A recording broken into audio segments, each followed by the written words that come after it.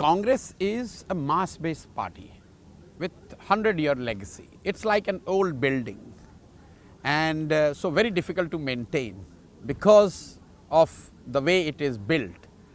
So, and compared to that, BJP is a newly structured villa. So they know things are more organized, in control, they know who does what, the accountabilities are better defined, there are less layers and therefore less opportunity for anyone to manipulate and or the system, to game the system.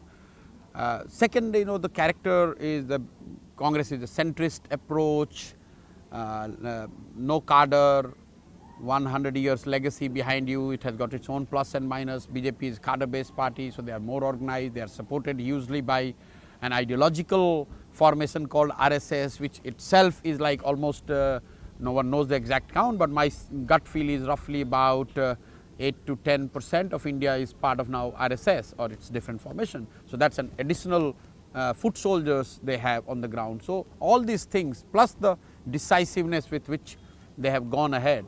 But see, end of the day, when you win, a lot of these things look stronger than what it is. With all their strength, we have to cut the chase and see how much vote share BJP got. BJP got 38% vote in 2019. BJP at its peak has got roughly about 1700 assembly constituencies under their belt. In India, we have almost 4,400 constituencies. Congress at its peak used to get almost 350, almost like an easy picking for them, 300 plus member parliaments and more than 2,200 to 2,500 MLAs across India. So Congress had a larger footprint, they had a major, bigger mandates than what BJP has today. But it's the phase of BJP, they are doing well, and unless Congress reincarnates itself, goes back to the drawing board and get out of this mindset that these things can be fixed with the short-term corrections, I don't think there is great hope for Congress in near term. So why is it that so many people do vote in favor of Mr. Modi? Because he is the leader, he is representing center-right, and he has built this political aura and cult around him, which is primarily based on four fundamental things. One is this Hindutva ideology. Second is this new narrative of neo-nationalism, the Rashtravad, India's arriving at the world stage.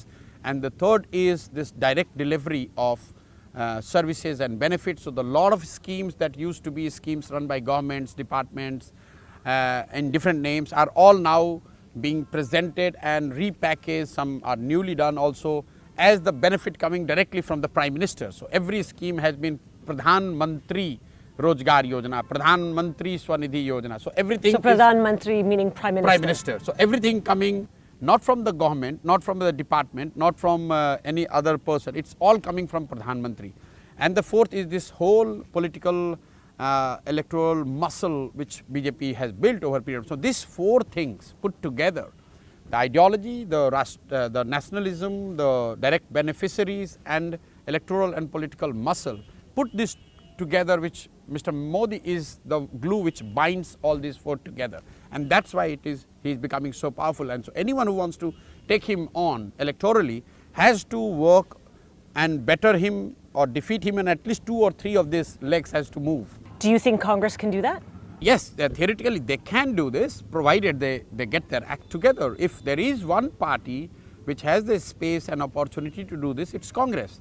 But not the Congress under the present leadership, the Congress we see under present leadership, not the Congress which has organized itself the way they have done now. One has to realize that the decline of Congress is not a short-term phenomena. Congress has not won India since 1984. Last Congress won India was 1984.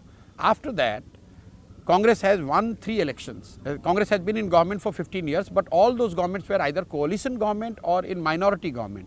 Congress has not been able to win post 1984. So why? Why? Because there has been a structural problem in the way Congress organizes itself, the way it functions as an organization, the way it reaches out to the public, the masses, the way it fights elections, the way they conduct and communicate largely.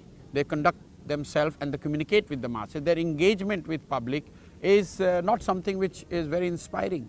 And they, unfortunately, they have not been kind and they have not been nimble enough to understand, appreciate and make corrective measures, take corrective measures that is required. What about this India coalition? Yeah, as I said, it's too little too late. I don't see great hope in India alliance.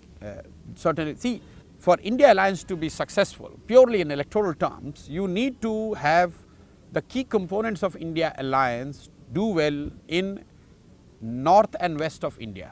You have to understand the electoral math of India, like you have to, if you can look at east and south, starting from the state where we are sitting, the Bihar, the West Bengal, Orissa, Telangana, Andhra Pradesh, Tamil Nadu and Kerala. It's like, it's an eastern and southern coast of India. Together it accounts for roughly about 210 seats. Out of these, BJP is less than 50.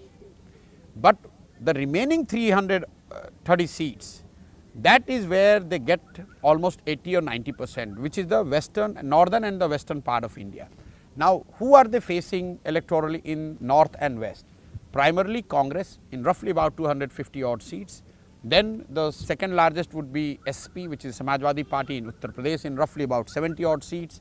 Then RJD in this state, which is roughly about 40 seats. NCP, Congress combined in Maharashtra, which is another 48 seats. So, unless these four parties, Congress, SP, RJD and NCP, their track record since 2004 against BJP has been their strike rate is less in low single digit. So, if India alliance were to succeed, these four parties have to have at least their strike rate against BJP going in the range of 25–30%. If they get even 30% strike rate in the seats where they are contesting with BJP, that means out of these 330 odd seats, opposition bloc would get about 110 seats. The moment they get 110, from east and south there is already 150 MPs who have won against anti-BJP or they are neutral. They will come into play. But so long BJP continues to literally sweep western and northern India, so long these four key parties continues to struggle to get their strike rate better against BJP, I do not see any hope in terms of electoral outcome.